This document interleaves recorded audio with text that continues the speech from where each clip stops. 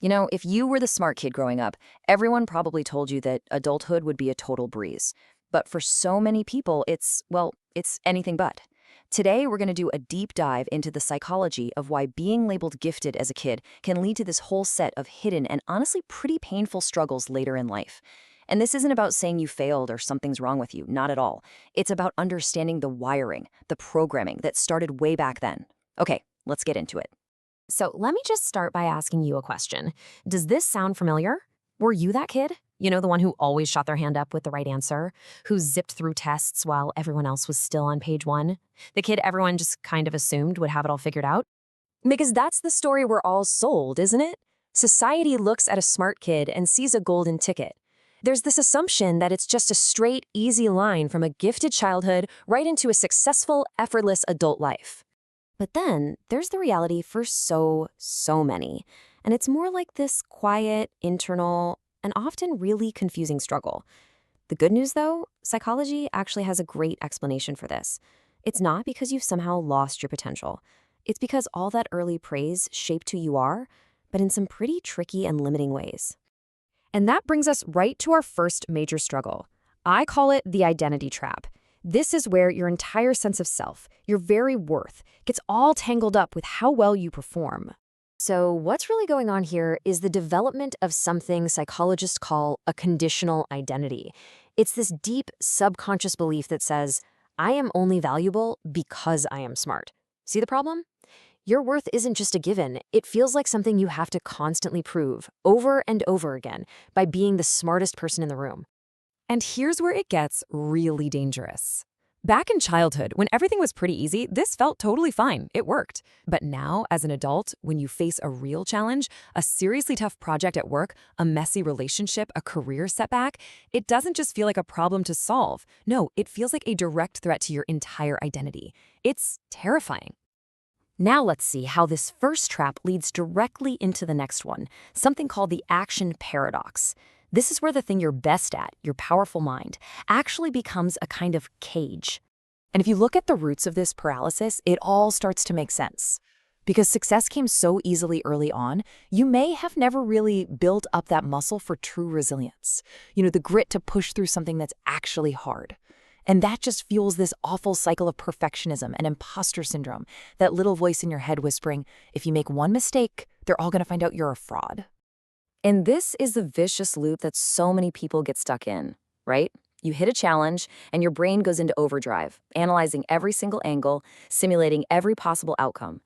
But because that fear of failure is so intense, actually doing something feels way too risky.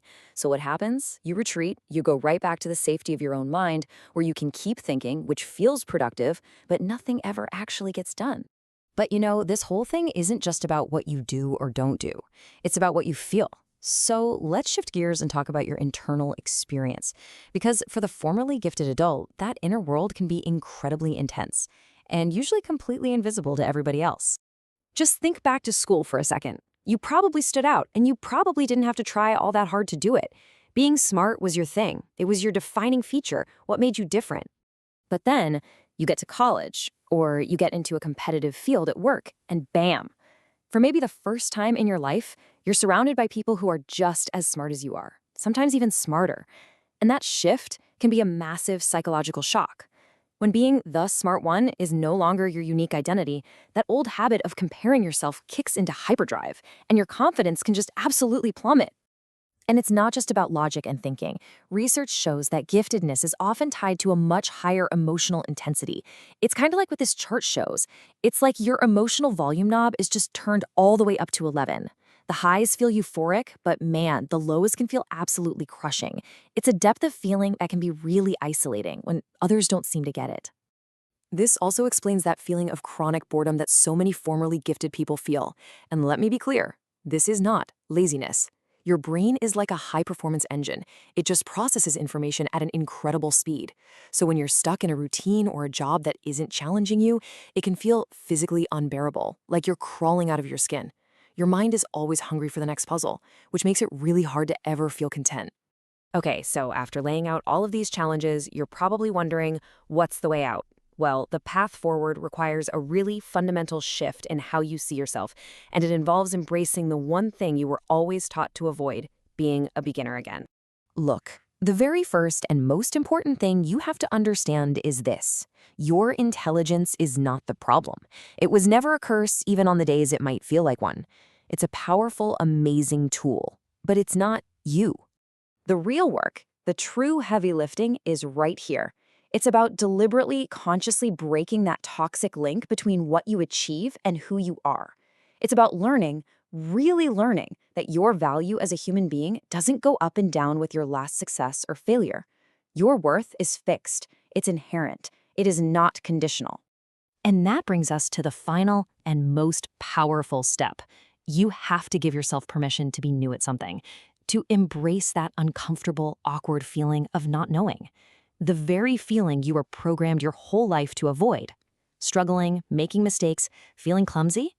That right there. That's now the only true path forward to real, lasting growth. So, as we wrap this up, I want to leave you with a question to think about. As you look back on everything we've talked about, that identity trap, the paradox of getting stuck in your own head, that intense inner world, which of those really hits home for you? Which one do you feel like you're fighting with the most? Because just naming it, just identifying it, that's a huge first step.